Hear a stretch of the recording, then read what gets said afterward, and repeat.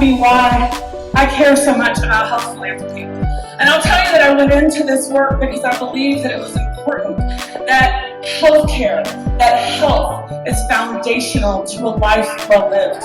However, over time, it got personal. It got really personal.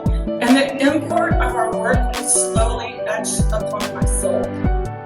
In 2005, I was pregnant with a rare form of identical twins called mono twins. They have a tendency to suffer from cord death, blindness, deafness, cerebral palsy. And so I was advised to end the pregnancy. I didn't. I went into the hospital for 10 weeks and I had two little tiny 2-pound babies at 32 weeks. Those girls are now 17 years old and they are perfect. Except they routinely forget to load the dishwasher. That's okay. In 2009, my beautiful and amazing mother died of an aneurysm at the age of 61. In 2011, my brilliant and gentle father died of colon cancer at the age of 64. Just 4 weeks later, I had my little 6-year-old daughter and I was washing her hair in the bathtub and I ran my hand down the back of her head and I felt a bump. It was the size and shape of a gumball. We ended up finding out that that was a tumor that had broken through the back of her skull. Today, Grace is 17 years old. She has a huge scar at the back of her head, and I see it as a badge of courage. I'm also glad that a surgeon digging around in her head did nothing to stop her wicked smarts for snarky surgery. In 2017, I was diagnosed with stage 2 breast cancer. The girls and I, because we're crazy, decided that was a reason to go to Disney World. Because only the good die young, I'm still here.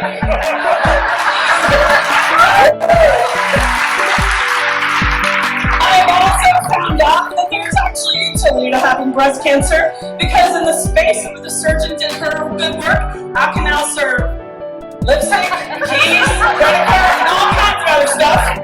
I'm sure it hurts anymore.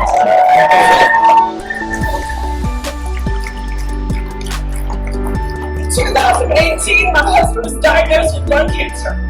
In 2020, his cancer came back. Thankfully, he is doing incredibly well. Though there are moments I do wish he'd move into the garage. Don't tell him I said that. About 4 weeks ago, my younger brother Ted, unfortunately, was added to this list. My younger brother Ted has an aggressive brain tumor called glioblastoma. My brother Ted will lose his fight. However, we are going to fight every step of the way alongside him. And I believe that when anyone is called to fight, they need the ability to fight like hell. They should have access to the physicians, the technology, the protocols, the treatments that will make them an outlier. They should have access to a hospital that is going to provide them with holistic care that cares for the body, mind, and spirit. I believe that every person deserves an exceptional hospital. And to be exceptional, that hospital needs philanthropy.